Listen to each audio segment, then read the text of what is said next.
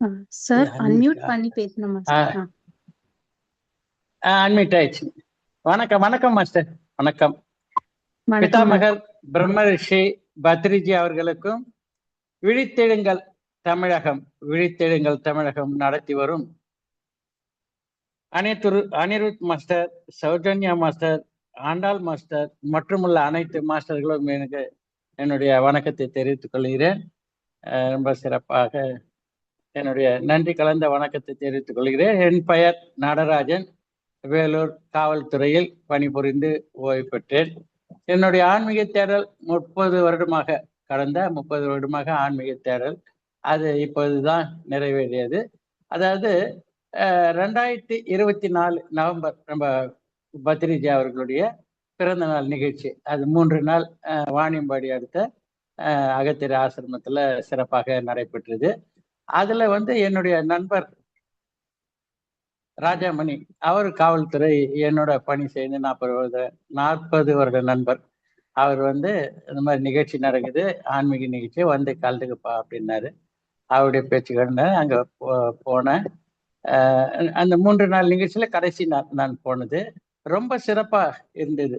அதாவது ஆடல் நல்லா, பரதநாட்டியம் நல்லா சிறப்பா, பாடல், இசை நிகழ்ச்சி, ஆன்மீக இந்த சொற்பொழிவு இதெல்லாம் ரொம்ப சிறப்பா இருந்து, நல்ல இது அதாவது சாத்வீக உணவு இதெல்லாம் நல்லா சிறப்பா இருந்தது. அப்புறம் அங்க கணேசா பிரமிடு, முருகப்பா பிரமிடு இதெல்லாம் சென்று பார்த்து எனக்கு ரொம்ப மனசு பிடிச்ச ஒரு இயற்கையான ஒரு சூழல், நல்ல அருமையான இடம். இந்த தியானம் செய்யறதுக்கு இந்த மாதிரி ஒரு சிறப்பான இடம் இருக்குது அப்படின்னு தெரிஞ்சுக்கிட்டு அங்க சில நண்பர்கள் எனக்கு எல்லாம் பழக்கமானாங்க.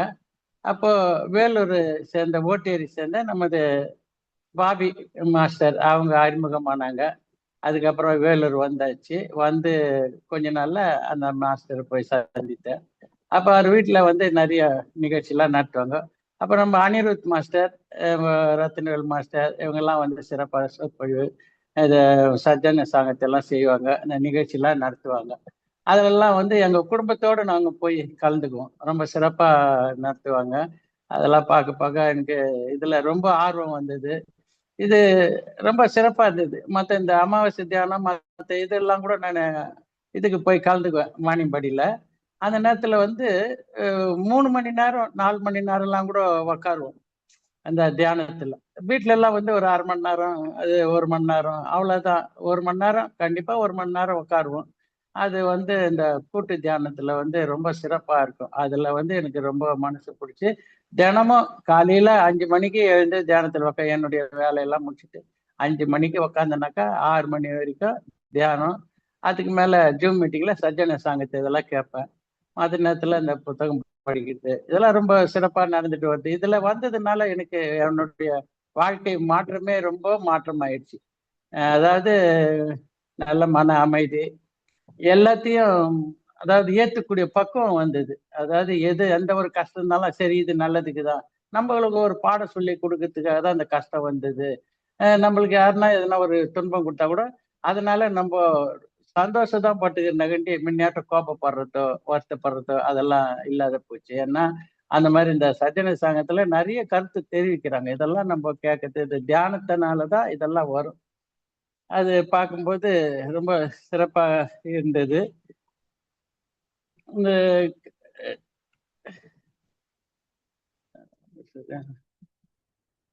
மீட்டிங்கு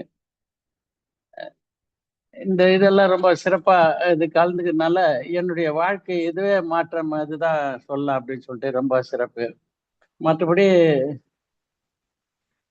இந்த புத்தக ஞானத்தை பத்தி படிக்கலாம் அப்படின்னு சொல்லிட்டு நம்ம வள்ளலார் அவர் ரொம்ப சிறப்பு வாய்ந்த, எல்லாருக்குமே பெரும்பாலும் தெரியாத இது இருக்காது. அவர் பிறந்தது 5/10/1823. 1823 பிறந்தாரு. ஒளிவுடெல்லாம் மாத்திக்கினாரு. எப்பன்னா 30/1/1874. 874, அதாவது 51 வருடமாக இந்த பூமியில ரொம்ப சிறப்பா இருந்து, அவருடைய கொள்கை என்னன்னா வாடிய பயிரை கண்ட போதெல்லாம் வருந்தினார். அந்த மாதிரி பயிருனாக்கா மற்ற உயிர் கொல்லாமைதான் அவருடைய முதல் இது. எந்த உயிருக்கும் துன்பத்தை தரக்கூடாது, எல்லா உயிருக்கும் அன்பை செலுத்தணும். அது 8 வயசுல அவர் ஞானத்தை பெற்றார். 8 வயசுல ஞானத்தை பெற்றார்னா அது எப்படி? அதனுடைய இதுதான் இப்ப நான் படிக்க போறேன். அதுக்கு முற்பிறவில ஒரு சரியை கிரியை இதெல்லாம் ஞானம் பெற முடியல. அது அடுத்த பிறவிய நம்ம ராமையா பிள்ளை சின்னம்மையார் அவங்க தாய் தகப்பனா இருந்து அவங்களுக்கு ஒரு மகனாக பிறந்து அந்த ஞானத்தை பெற்று அது 8 வயசுல இருந்தே பாடல் பாட கோயில் எல்லாம் சேர்ந்து இது பண்ணி அப்புறமா மேடை இதெல்லாம் பாடல் பாடினது, இந்த புராண கதைகள் எல்லாம் எடுத்து சொல்றது, இந்த மாதிரி எல்லாம் வாழ்ந்த அவர் ஒரு பெரிய மகான் தான். 51 வயசுல ஒளி உடலா மாத்தினவர் இவர் தான். நம்ம பாபாஜி மாதிரி அவரு ஒரு இது. இந்த எனக்கு ரொம்ப மனசு ரொம்ப பிடிச்ச இது. இது ஒரு 2005, 2006 வாங்கின புத்தகம் இது. அது இப்போதான் கொஞ்சம் பார்த்துருக்கேன், சென்டர்ல படிப்பேன். இப்போ படிக்கணும்னு சொல்லிட்டு ஒரு சிறு குறிப்பு எடுத்திருக்கிறேன். அதை நான் இதுல பகிரலான்னு சொல்லிட்டு கேளுங்க. அடுத்தது திரு அருட்பா. இவர் எழுதின நூல் திரு அருட்பா. அதனுடைய வரலாற்று சுருக்கம் கேளுங்க. தமிழ்நாட்டில் கடலூர் மாவட்டம் சிதம்பரம் வட்டத்தில் வடமேற்குல ஒரு 20 கிலோமீட்டர் தொலைவில் உள்ள மருதூர்ல அவதரித்தார். மருதூர் அந்த ஊர்ல தந்தையார் பெயர் ராமையா பிள்ளை, தாய் சின்னம்மையார் தாய். இதுல ராமையா பிள்ளை மருதூர்ல கிராம கணக்கரா வேலை செஞ்சு குடும்பத்தை நடத்திட்டு வர்றாரு. அவருக்கு இதுக்கு முன்ன ஒரு 5 திருமணம் நடந்து அவங்களுக்கு பிள்ளை பேரு கிடையாது. ஆனா உடல்நிலை சரியில்லாத ஒரு இதுவா அடுத்த மனைவி அப்படின்னு சொல்லிட்டு கடைசியா 5 மனைவிகள், பிள்ளை பேரு கிடையாது, நோயப்பட்டு இறந்து விட்டார்கள். ராமையா பிள்ளை சின்னம்மையார் இவங்க தான் இந்த தம்பதிகளுக்கு இந்த நம்ம சிதம்பரம் ராமலிங்கம் அவர்கள் அவதரித்தாரு. இதுக்கு முன்ன சபாபதி பரசுராமன் 2 ஆண் பிள்ளைகள், சபாபதி பரசுராமன். அப்புறம் உண்ணாமலை சுந்தராம்பாள் அவங்க 2 பெண் பிள்ளைகள், மொத்தம் 4 பேரு. இவர் 5ஆவதாக பிறக்கிறாரு. 5/10/2023 5/10/2023 ஞாயிற்றுக்கிழமை மாலை 5:30 மணி அளவில் அவதரிக்கிறாரு ராமலிங்கனார். இவர் 8ஆம் வயதில் தந்தை ராமையா பிள்ளை காலமாயிட்டாரு. ராமையா பிள்ளை காலமானதுனால சின்னம்மையார், அதாவது அங்க அம்மா பிள்ளைகளை அழைச்சு கொண்டு தான் பிறந்த பொன்னேரி, சென்னை அடுத்த பொன்னேரி, திருவள்ளூர் மாவட்டம், அந்த பொன்னேரியில போயிட்டு சில காலம் அங்க தங்கியிருக்காங்க. அதுக்கப்புறம் சென்னைக்கு குடிபெயர்க்கிறாங்க. அங்க இவருடைய மூத்த பிள்ளை சபாபதி பிள்ளை, அதாவது ராமலிங்கருக்கு பெரிய அண்ணன், அவர் பேர் சபாபதி. அவர் சபாபதி பிள்ளை. அவர் காஞ்சிபுரம் மகா வித்துவான் சபாபதி முதலியார், அவர் குரு. சபாபதி முதலியார் பெரிய மகா வித்துவான். அவரிடம் பயின்று புராண சொற்பொழிவு, நல்ல புராண இதெல்லாம் சொற்பொழிவு ஆட்டுவாரு. அந்த இது வர்ற வருமானத்தை வச்சு தம்பிங்க, தங்கச்சிங்க, அம்மா அவங்கெல்லாம் பாதுகாத்து குடும்பத்தை நடத்தி வர்றாரு. அப்படி இருக்கும்போது வள்ளல் பெருமான் பள்ளி பருவம் அடைகிறாரு. ஒரு 5 வருஷம் 6 வருஷம் அப்படி ஆகுது, பள்ளி பருவம் அடைகிறாரு. தான் கற்ற ஆசிரியர் அவர்களிடம் கல்வி கற்க அனுப்பி வைக்கிறார். அந்த சபாபதி பிள்ளை தான் கல்வி கற்ற சபாபதி முதலியார் காஞ்சிபுரம், அவர்கிட்ட ஒரு கல்வி கற்கிறதுக்காக நம்ம வள்ளல பெருமானை போய் அனுப்பி வைக்கிறாங்க. அவர் போய் பாடம் கற்றுக்கிறார். அவர் பாடம் கணிக்கும் போது இவர் ராமலிங்க பிள்ளை இவர் என்ன பண்றாரு, தன்னுடைய அறிவு தரத்தையும் பக்குவ நிலையையும் அந்த கந்த கோட்டம்னு அந்த இடத்துல போய் ஒரு பாடெல்லாம் பாடுறாரு. அவருடைய அறிவுத்திற இந்த இதெல்லாம் பார்த்து இந்த கவி பாடுற அது இது கண்டு அந்த மகா வித்வான் என்ன சொல்றாரு, இந்த இளைஞருக்கு கல்லாது உணரவும், எதுவுமே படிக்கல ஆனா எல்லாமே உணர்ந்து இருக்கிறார், கல்லாது உணரவும் சொல்லாது உணர்த்தவும் வள்ளலார் என்று உணர்ந்து அவர் கற்பிப்பதை கைவிட்டார். அவர் இவருக்கு நல்ல பாடம் சொல்றதுக்கு நல்ல ஒரு வித்வான இவரே இருக்காரு, இவருக்கு என்னத்தை நம்ம இது பாடம் நடத்த முடியாதுன்னு சொல்லிட்டு அவங்க அண்ணங்கிட்டே அனுப்பிச்சு விட்டுறாரு. அப்புறம் அவர் வந்து எந்த ஆசிரியரையும் படித்ததில்லை, எந்த பள்ளிக்கூடத்திலும் கற்கவில்லை. இறைவனிடமே எல்லாத்தையும் கற்றார். அந்த இறைவனிடமே எல்லாத்தையும் கற்றாரு. கேட்க வேண்டியவனவற்றை இறைவனிடமே கேட்டார். பெருமானின் கல்வியும் கேள்வியும் இறைவனிடத்தவே பெற்றார் ஒழிய வேறு எந்த ஆசிரியரிடத்தும் கற்கவில்லை.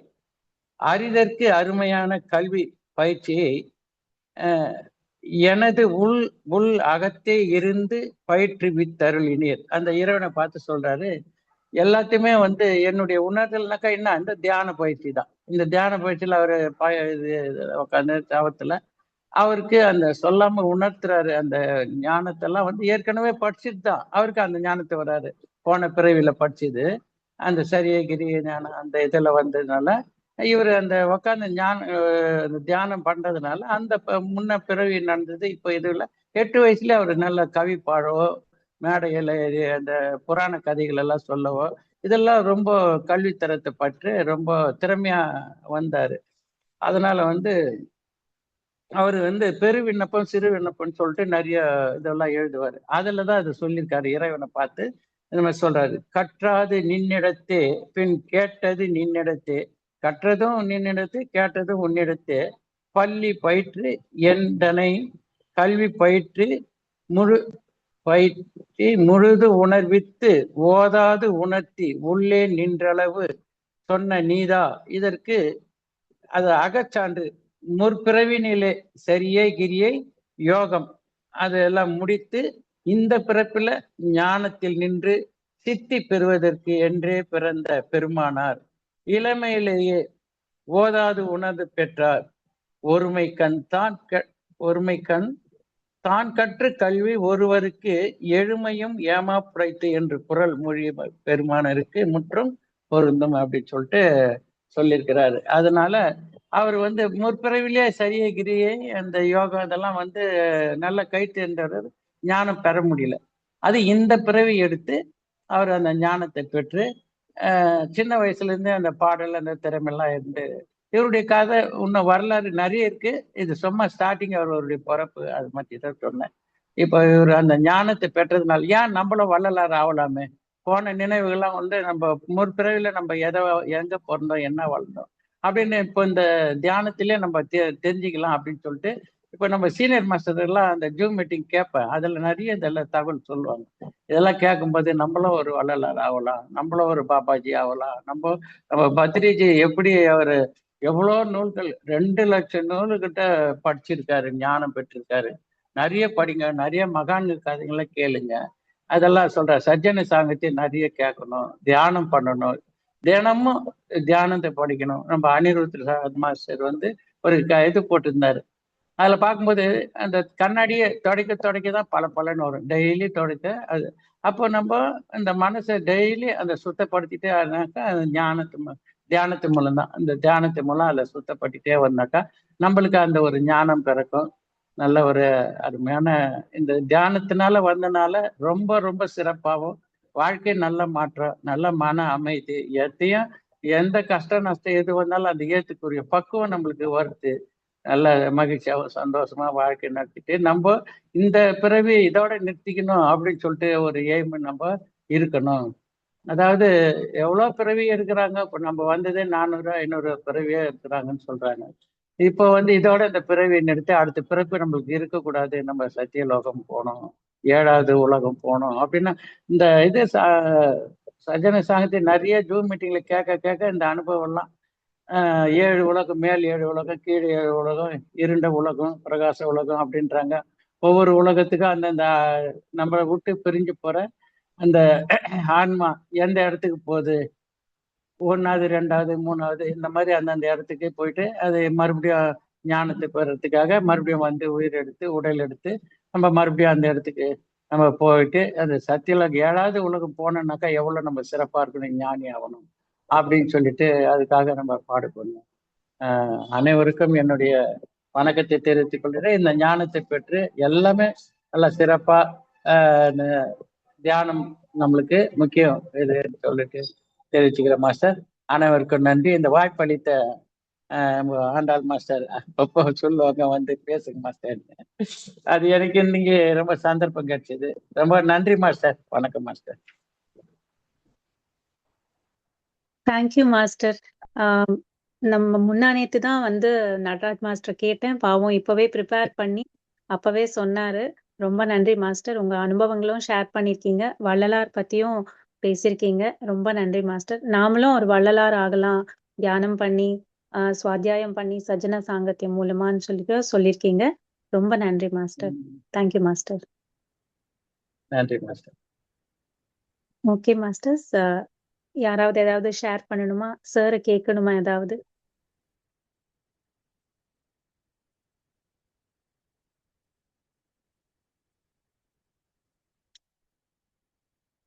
Okay masters. Okay master. இப்போ நம்ம பத்ரிஜியோட மெசேஜ் பார்த்துடலாம்.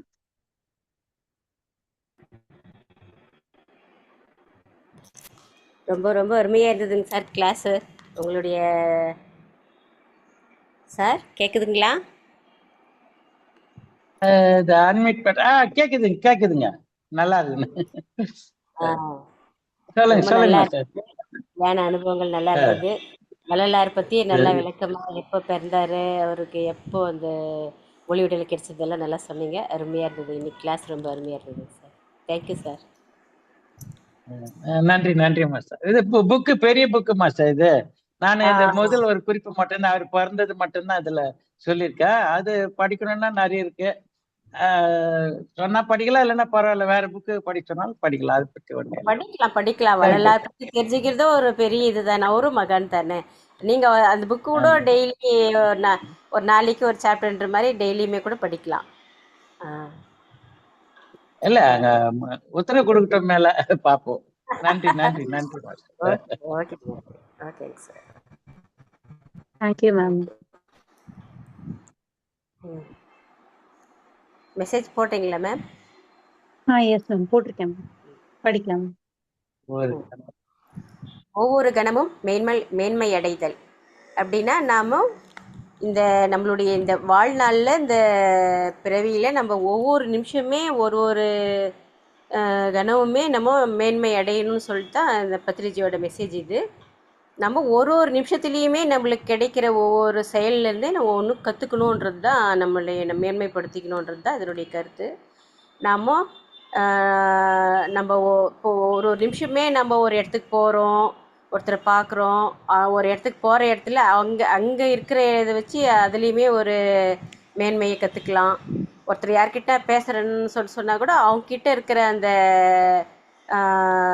அவங்களுடைய அதை அவங்க சொல்கிற விஷயத்தை வச்சு அவங்கக்கிட்டேருந்து நம்ம என்ன விஷயத்தை அவங்க சொல்கிறாங்க, அதனால நம்ம அதில் அவங்கக்கிட்ட நம்ம என்ன கற்றுக்க முடியும், என்ன ஞானத்தை நம்மளால் பெற்றுக்க முடியும்னு சொல்லிட்டு அவங்ககிட்ட தான் அந்த ஞானத்தை நம்ம பெற்றுக்கலாம். அது மாதிரி நம்ம ஒரு ஒரு செயல்லையுமே நம்ம வாழ்க்கையில் நடக்க காலையிலேருந்து நைட்டு வரலும் நாம் சந்திக்கிற ஆட்கள், நம்ம செய்கிற செயலுங்கோ, நம்ம படிக்கிற புக்ஸு எல்லாத்துலேயுமே நம்ம ஒரு ஒரு விஷயத்துலையுமே நம்ம ஒரு ஒரு கண்மும் மேன்மையும் அந்த ஞானத்தையும் எல்லா இடத்துலையுமே கற்றுக்க முடியுன்றது தான் ஒவ்வொரு கணமும் மேன்மை அடைதல் என்ற இந்த பத்ரிஜியோட மெசேஜோட கருத்து. என்னுடைய புரிதல் இதான் மேம். Thank you ma'am. ரொம்ப நன்றி ma'am. Thank you ma'am. Thank you. Okay master, யாராவது ஏதாவது அனுபவங்கள் ஷேர் பண்றீங்களா?